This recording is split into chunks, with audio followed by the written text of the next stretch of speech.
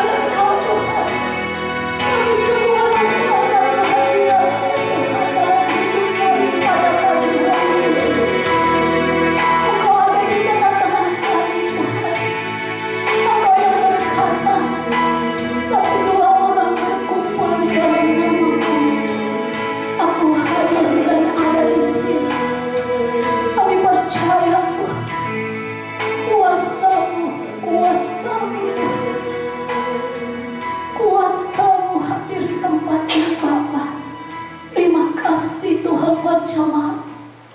Terima kasih buat pengurapan-Mu. Terima kasih buat kehadiran-Mu Tuhan. Terima kasih Bapa. Terima kasih Tuhan. Kami bawa ibadah kami Tuhan, dari awal pertengahan hingga pada akhirnya. Biarlah hanya Allah Roh Kudus yang bertata atas tempat ini. Biarlah hanya Allah Roh Kudus yang memberkati tempat ini.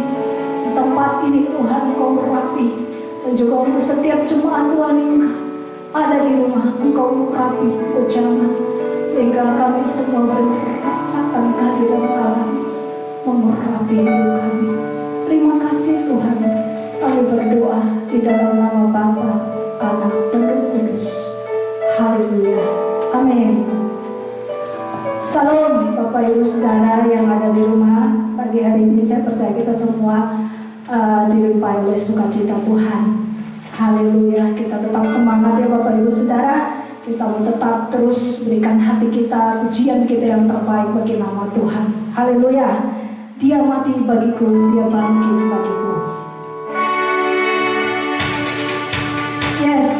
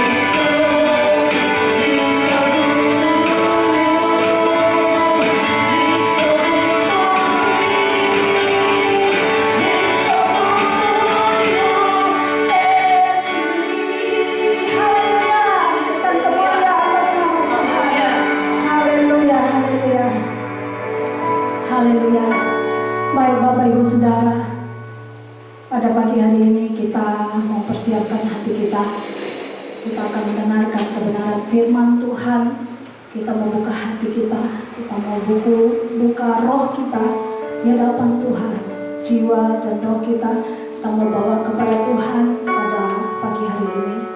Biarlah kuasa Roh Kudus boleh memberkati hidup kita, sehingga kebenaran yang akan disampaikan oleh hamba-Nya boleh menjawab setiap pergumulan hidup kita, memberikan kekuatan, memberikan satu terang di dalam hidup kita ketika kita melangkah, ketika kita berjalan, kita tidak menjadi takut, kita tidak menjadi ragu dan bimbang, tetapi biarlah firman Tuhan boleh menjadi pelita bagi hidup kita, jadi kekuatan dalam hidup kita.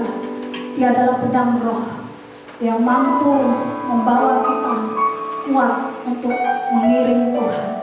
Haleluya, Tuhan Yesus Kristus. Terima kasih Tuhan. Terima kasih Bapa. Tiada yang seperti seperti engkau.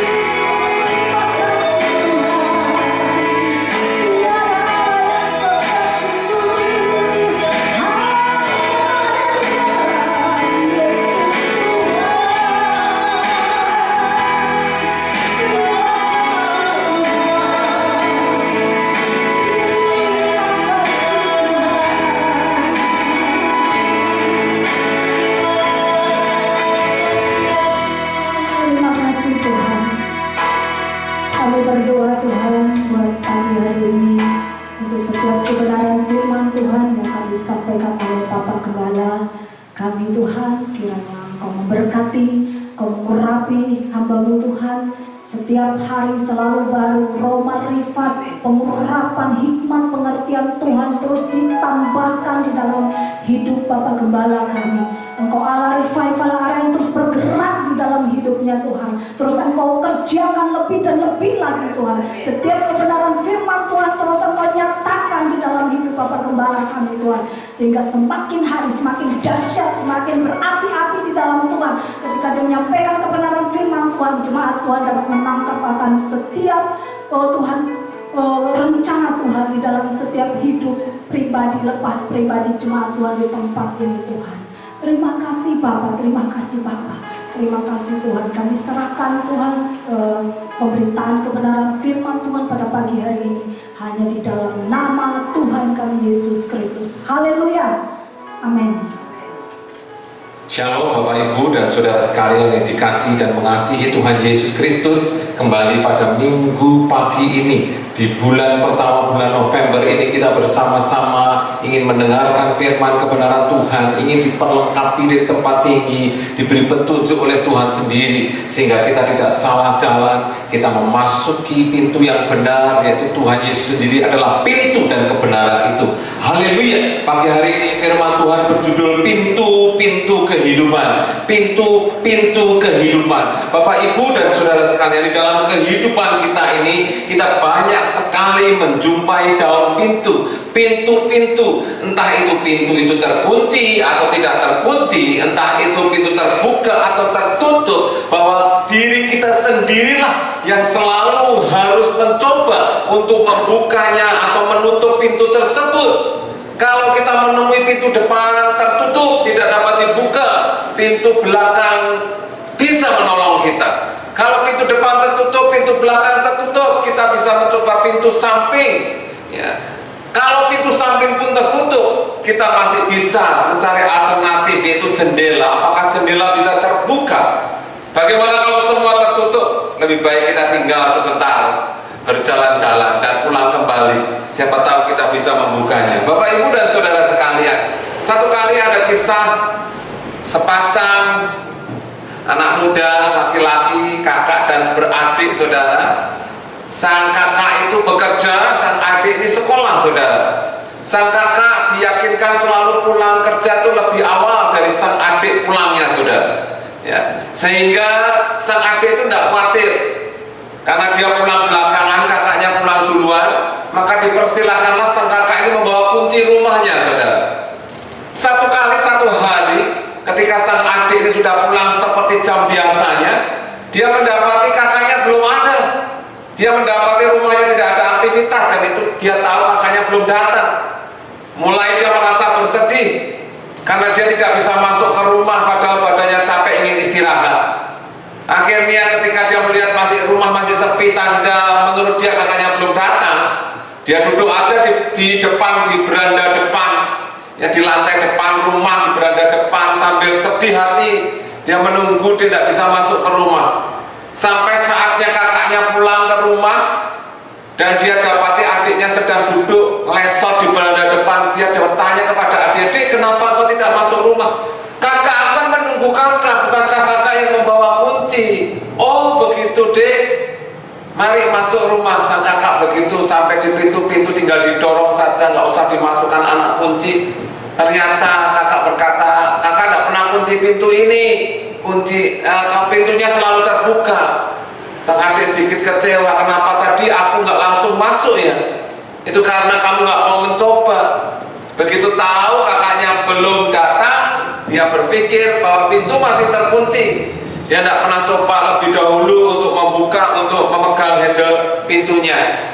Jadi sang adik merasa sudah menyia-nyiakan waktunya, karena dia hanya duduk di beranda, duduk saja di beranda depan tanpa bisa melakukan aktivitas, mengerjakan PR dan sebagainya.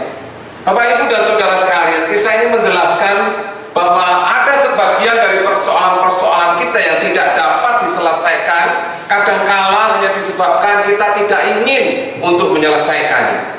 Ada masalah tidak bisa selesaikan, penyebabnya karena kita nggak ingin menyelesaikan. Kita tidak mau mencoba, kita tidak mau mau membuka mulut kita, kita tidak mau bertindak, berusaha untuk menyelesaikan masalah tersebut. Adakah kita sudah bersiap-siap untuk membuka pintu-pintu kehidupan kita ini? Pintu-pintu kehidupan kita harus kita buka sendiri, sehingga kita tidak terkurung di dalamnya, sehingga kita mendapatkan kehidupan, saudara. Kalau pintu tidak terbuka, saudara, sepertinya di dalam itu tidak ada kehidupan, tidak ada sinar matahari yang masuk, tidak ada udara, jadi pengap. Bayangkan ada satu ruangan yang tanpa ventilasi sama sekali dan pintunya tertutup, pasti sangat pengap, saudara. Bapak, Ibu, dan saudara sekalian, Hosea menasihatkan bagi setiap kita demikian. Hosea 14 ayat yang ke-9. Nabi Hosea berkata, siapa yang bijaksana, biarlah ia memahami semuanya ini. Semua yang paham, biarlah ia mengetahuinya.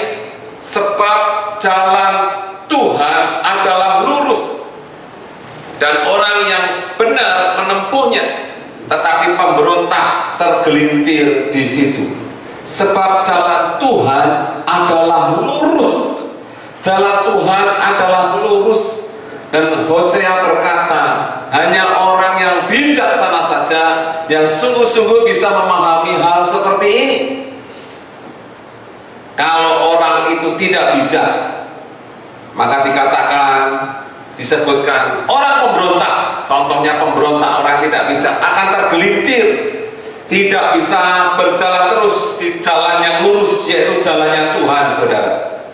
Hosea adalah seorang murid Tuhan, dia adalah seorang nabi yang dipanggil Tuhan untuk bernubuat, untuk mengatakan kehendak Tuhan, firman Tuhan di zaman Raja Yerobeam di Israel dan 4 raja yang berkuasa di Yudea.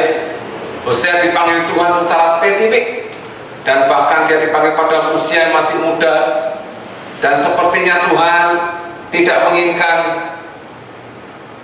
Hosea untuk berlaku seperti orang pada umumnya. Kenapa, saudara? Karena dia dipanggil kemudian disuruh menikah dengan seorang pelacur, saudara, seorang perempuan sundal, saudara. Bayangkan, dia seorang nabi, saudara, yang harus menyampaikan kebenaran firman Tuhan. Dia harus menikahi seorang perempuan sundal. Apa yang dipikirkan dan dirasakan oleh Hosea? Tetapi Hosea tidak bertindak, tidak merasakan seperti manusia umumnya merasakan, tapi dia bertindak, bekerja, berpikir dengan pikirannya Tuhan, dengan apa yang dikehendaki Tuhan. Walaupun secara manusiawi itu dilema, tetapi dia tidak berada di sisi manusia, tapi dia berada di sisinya Tuhan. Dibuktikannya Hosea tetap taat kepada Tuhan. Ia menikahi perempuan sundal yang bernama Gomer, saudara, dan menghasilkan anak-anak Tuhan. Yisrael, anak yang pertama, namanya artinya adalah Allah mencerai-beraikan. Allah mencerai-beraikan bangsa Israel karena akan dibawa ke pembuangan. Tetapi Hosea tetap taat.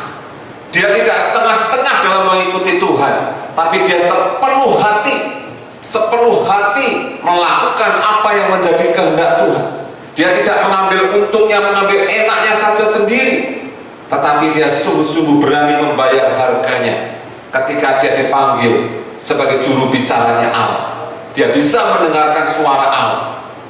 Banyak orang tidak bisa mendengarkan suara Allah pada waktu itu, dan Hosea mendapat hak privilege, hak khusus mendengarkan suara Allah. Bukan membuat dia bangga, bukan membuat dia besar kepala, bukan membuat dia sombong, tapi dia mau membayar harganya. Inilah konsekuensi dari satu pelayanan. Bapak, Ibu, dan saudara sekalian, Hosea berkata, sebab jalan Tuhan itu lurus, dan orang bijaksana bisa memahaminya, bisa ada di dalam jalan yang lurus tersebut. Mengapa kita tidak bisa ada di jalan yang lurus tersebut? Kenapa jalan kita tidak lurus? Yang pertama, karena mungkin kita dipengaruhi oleh iblis, oleh godaan-godaan setan, godaan-godaan duniawi ini. Yang kedua, karena kita tidak berbuah, hidup kita ya begitu-begitu saja, tidak berbuah, stagnasi, diam saja, tidak bergerak saja. Yang ketiga, kita tidak mengenal kebenaran, ataupun kita mengenal tapi nggak sungguh-sungguh mengenal, hanya setengah-setengah mengenal saja. Setengah baca firman, ya baca, tapi tidak mengerti, ditinggal begitu saja, hanya ngisi waktu, hanya kewajiban saja. Dan yang keempat, karena kita dunia ini, kesenangan dunia ini, saudara, sehingga kita tidak sungguh-sungguh, sehingga kita dikatakan oleh Tuhan lewat Nabi Hosea, kita tergolong orang-orang yang tidak bijaksana, sehingga mudah tergelincir. Kita berdoa, kita berharap kita menjadi kelompok orang-orang yang bijaksana. Amin, Bapak Ibu. Sehingga kita boleh dikatakan memahami jalan Tuhan itu seperti apa, jalan lurusnya Tuhan itu seperti apa, mengerti sungguh-sungguh, sehingga kita tetap ada di jalannya dan kita tidak tergelincir menjelang akhir-akhir zaman ini. Mari kita lihat apa yang dinasihatkan oleh Petrus, saudara, kepada orang yang duduk di gerbang bait suci, saudara. Haleluya. Mari kita lihat bagaimana pintu-pintu kehidupan yang sesungguhnya yang harus kita buka, yang harus kita masuki adalah yang namanya pintu kekekalan. Dan pintu kekekalan di bumi ini ada di dalam baitnya, ada di dalam rumahnya, ada di dalam rumah Tuhan. Itulah simbolisasi pintu kekekalan, saudara.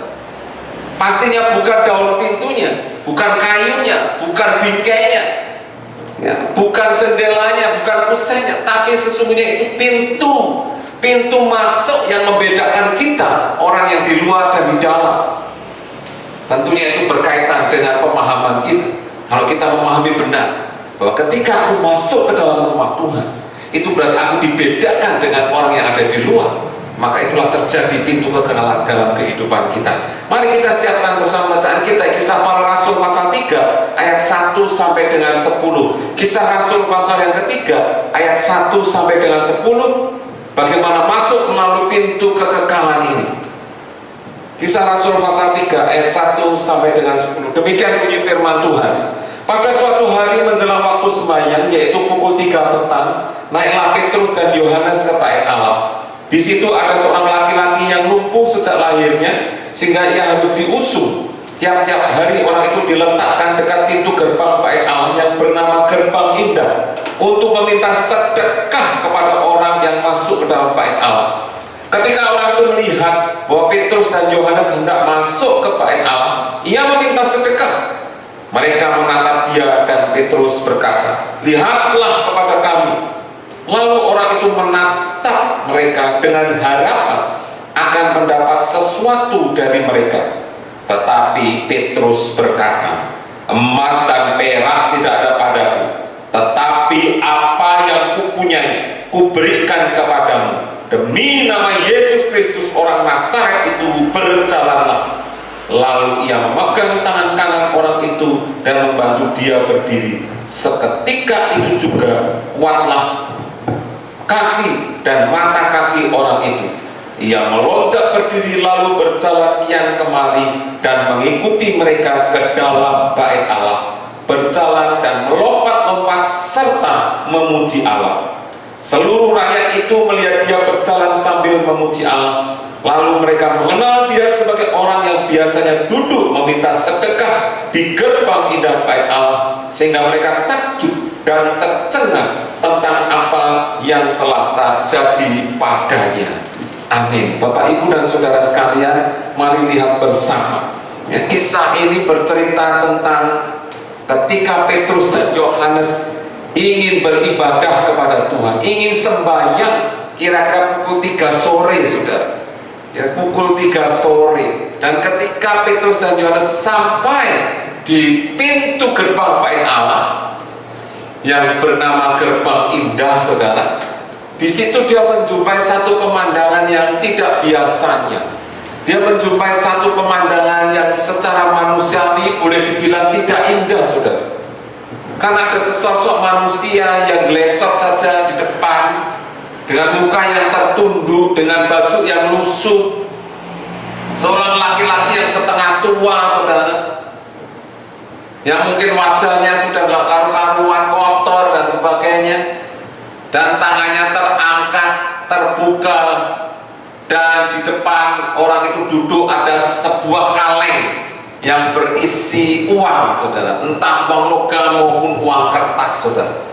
Dan dari mulutnya terdengar gumaman, "Kasihanilah Tuhan, kasihanilah aku, Tuhan beri aku sedekah, Tuhan aku belum makan, Tuhan berikan aku sedekah, Tuhan kasihanilah aku." Petrus dan Yohanes Yohanes melihat hal itu, saudara. Saudara, namanya pintu gerbang indah, tetapi nampaknya tidak indah, saudara. Minimal bagi Petrus dan Yohanes yang akan masuk rumah itu merasa kurang indah, saudara. Kenapa? Karena ada kelumpuhan, saudara. Ada kelumpuhan. Biasanya orang melalui pintu dari luar akan masuk ke dalam, tapi dia melihat sesosok orang setengah tua ini tidak masuk, tapi hanya di luaran saja, bersandar kepada tiang, dan mukanya lesu, mukanya pucat, mukanya putus asa, dan meminta uang, saudara.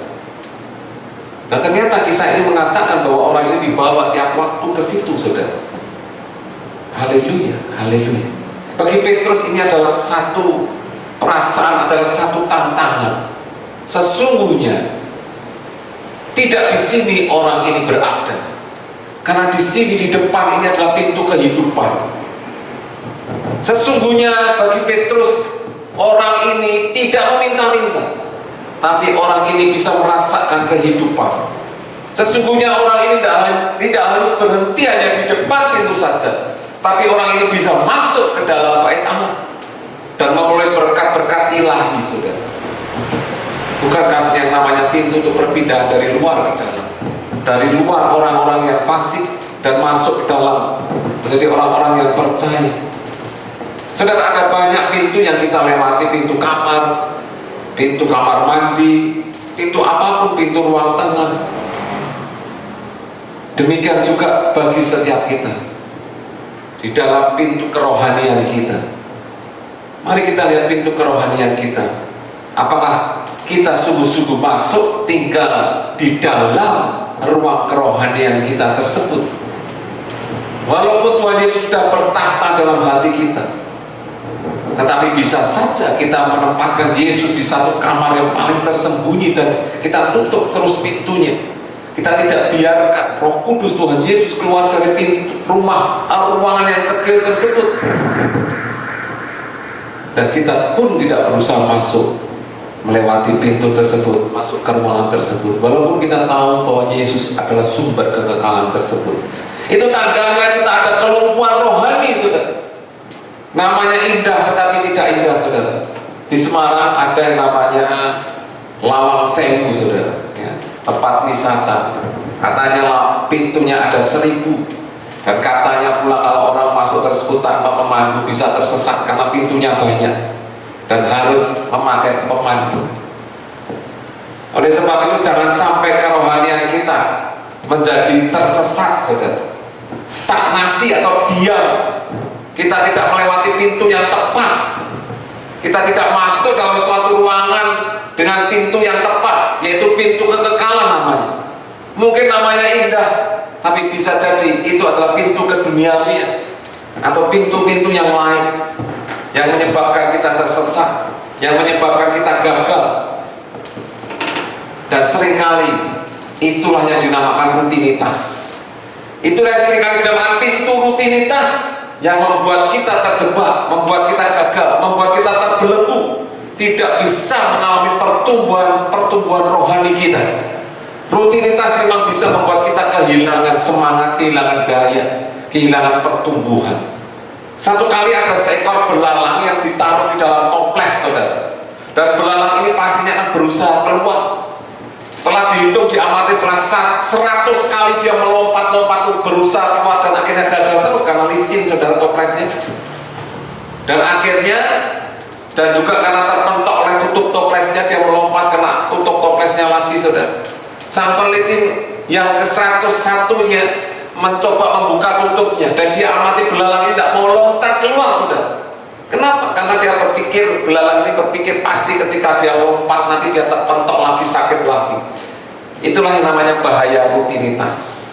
Bapak, Ibu, dan saudara sekalian, belajar dari peristiwa di gerbang bait Allah ini, bagaimana kita mau masuk kepada pintu kekekalan, yaitu ke baitnya. Yang pertama, kita harus kejar hal yang spiritual, saudara, lebih daripada hal material. Kejarlah hal spiritual lebih daripada hal material, saudara. Jelas sekali di nas dikatakan, saudara, di situ ada seorang laki-laki yang lumpuh sejak lahirnya sehingga ia harus diusung tiap-tiap hari. Orang itu diletakkan dekat pintu gerbang bait Allah yang bernama Gerbang Indah untuk meminta sedekah pada orang yang masuk ke dalam bait Allah.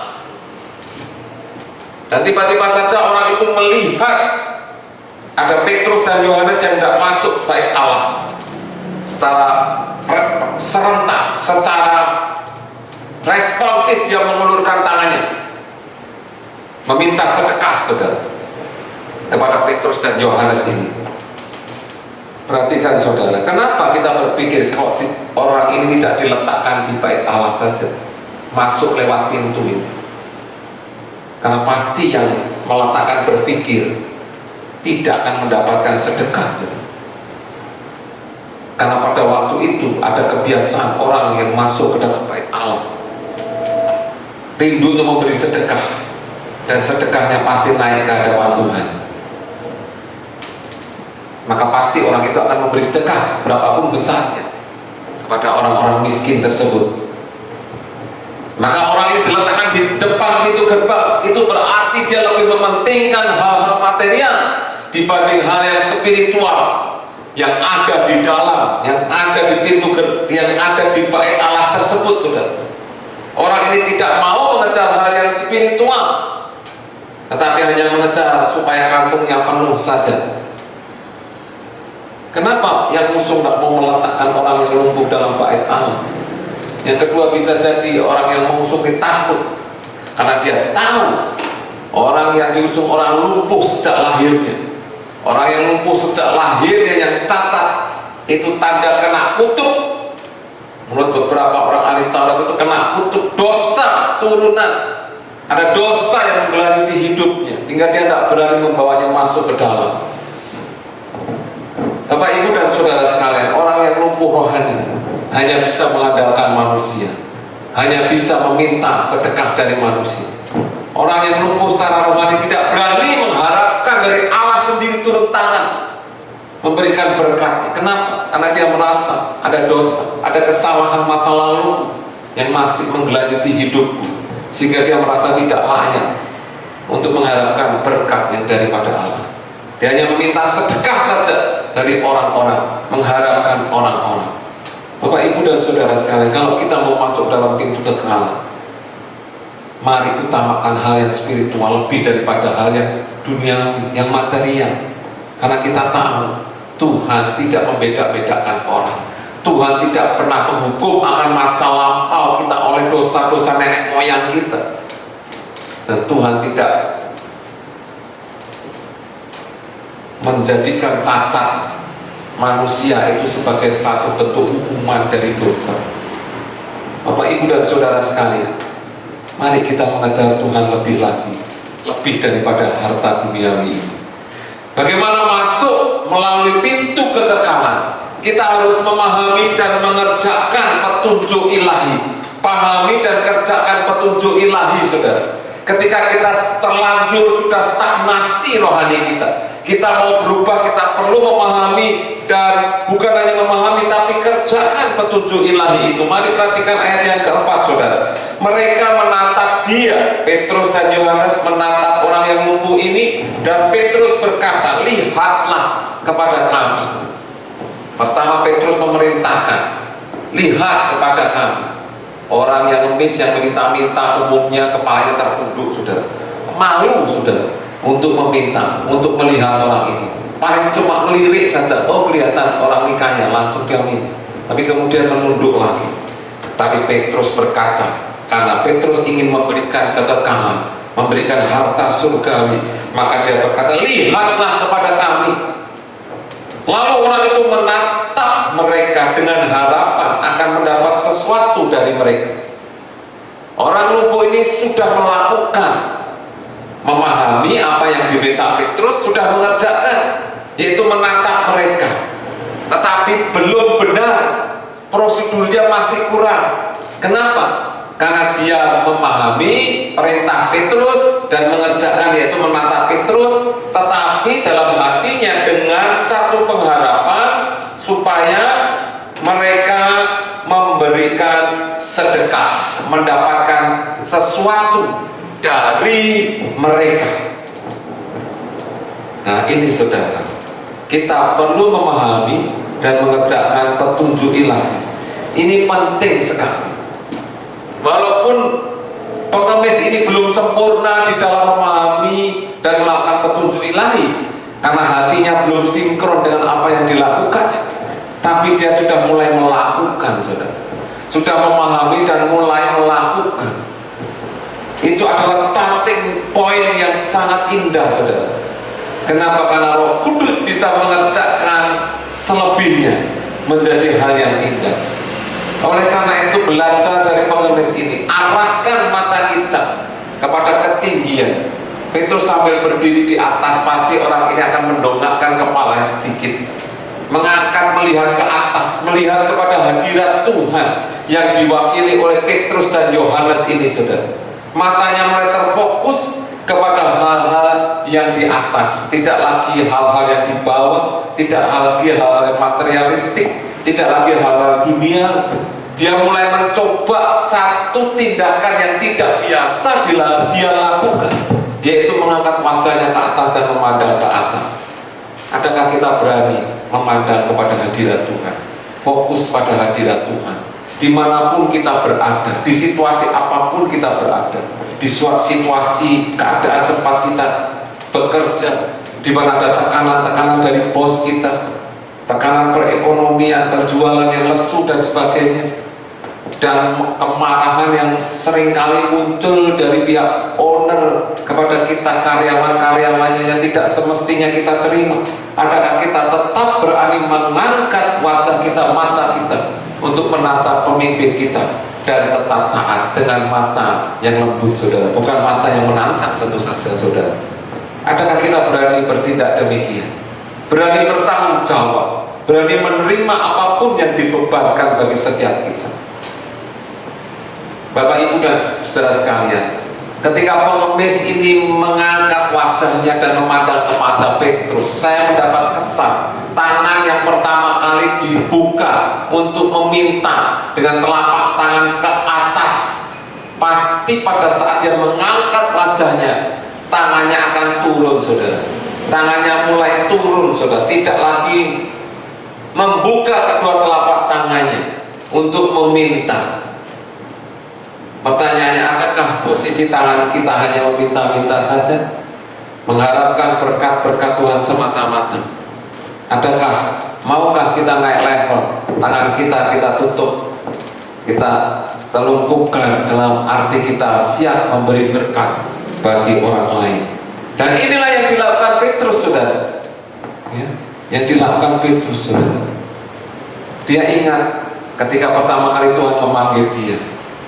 Dia ingat ketika dia ajak oleh Tuhan untuk melayani, dan di tengah perjalanan ada seorang yang berkata, Lukas 9 ayat 59 sampai 62. Lukas 9 ayat 59 sampai 62. Lalu Yesus berkata kepada seorang lain, ikutlah aku.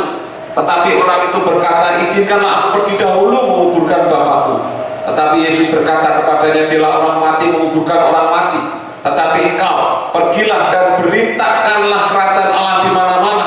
Dan seorang lain lagi berkata, aku akan mengikut engkau Tuhan, tapi izinkanlah aku pamitan dahulu dengan keluargaku. Tetapi Yesus berkata, setiap orang yang siap membaca tetapi menoleh ke belakang tidak layak untuk kerajaan Allah. Pasti Petrus teringat akan pesan Tuhan ini, sehingga dia bersungguh-sungguh di dalam mengiring Tuhan, saudara. Haleluya. Bagaimana kita bisa masuk ke dalam pintu kekekalan? Yang ketiga, kenakan jubah pemulihan. Kenakan jubah pemulihan sebelum kita masuk ke dalam pintu gerbang indah, pintu gerbang yang membatasi keadaan di luar, tidak kenal Tuhan, dengan rumah Tuhan, yaitu kekekalan. Kita perlu mengenakan jubah pemulihan.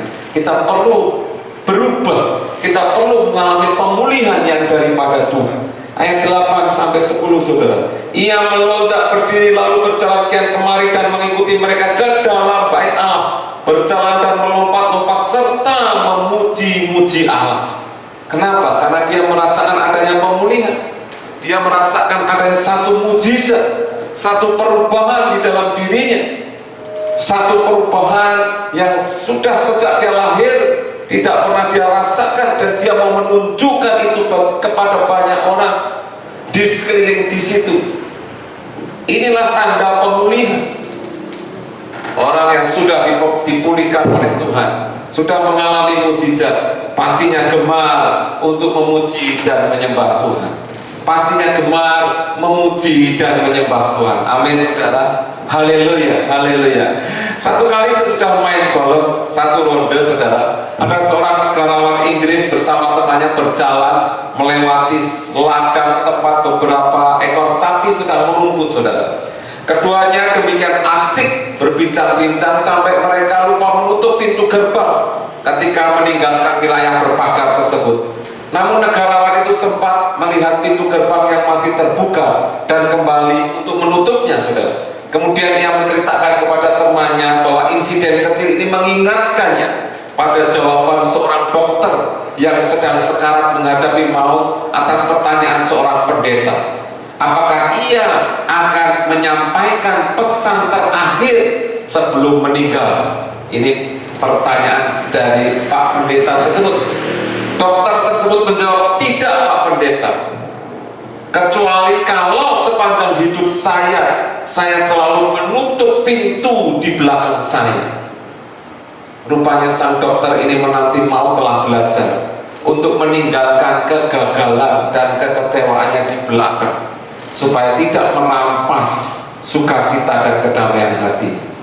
Jadi dia tidak perlu menyampaikan pesan terakhir karena semuanya terbuka, semua pintunya sudah transparan dan terbuka, dan dia sudah merasakan sukacita dan kedamaian. Dia sudah masuk dalam pintu kekekalan tersebut, sudah. Oleh karena itu mari kita tutup segala kegagalan dan kekecewaan masa lampau kita.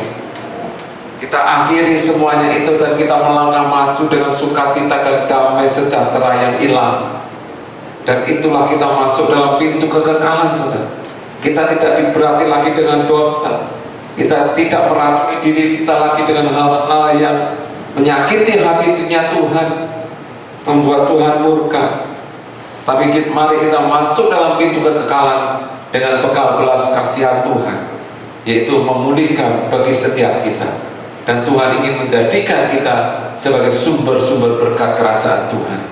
Mari Bapak Ibu Saudara sekalian, anak-anak Tuhan, ketika kita melakukan apapun usaha, belajar kita, aktivitas kita, mari kita lakukan dengan pintu terbuka, dengan membawa hadirat Tuhan, membawa mujizat Tuhan. Mari kita biarkan pintu kekekalan dalam diri kita yang terbuka, sehingga semua orang bisa masuk lewat diri kita, merasakan kekekalan yang ada di dalam diri kita, merasakan ada satu pengharapan di dalam diri kita. Itu menjadi bagian kita, dan selebihnya Tuhan yang terus bekerja. Mari kita pakai telapak tangan kita untuk memberikan berkat. Bapak Ibu Saudara sekalian, kalau melihat telapak tangan kita, siapapun kita pasti ada gambaran huruf M, saudara. Huruf M tersebut adalah miracle, saudara, atau mujizat. Kita diciptakan dengan mujizat-mujizatnya Tuhan. Haleluya. Mari Bapak Ibu Saudara sekalian, pagi hari ini kita sungguh-sungguh berkomitmen untuk mau masuk melewati pintu kekekalan, yaitu kita mengutamakan mengejar hal yang spiritual. Mari kita pahami dan kerjakan apa yang menjadi petunjuk ilahi dengan benar, dengan sungguh-sungguh benar, bahkan sampai sempurna. Dan mari kita kenakan jubah pemulihan terus-menerus yang Tuhan lakukan di dalam kehidupan kita, sehingga kita akan mengalami kebenaran demi kebenaran, mengalami berkat-berkat Tuhan yang tidak berkesudahan di dalam hidup kita. Mari kita berdoa. Tuhan, terima kasih buat pagi hari ini, buat firman yang menguatkan kami semua, mengingatkan kami semua bahwa di hadapan kami semua ada banyak pintu, saudara. Ada banyak pintu-pintu yang harus kami buka, saudara.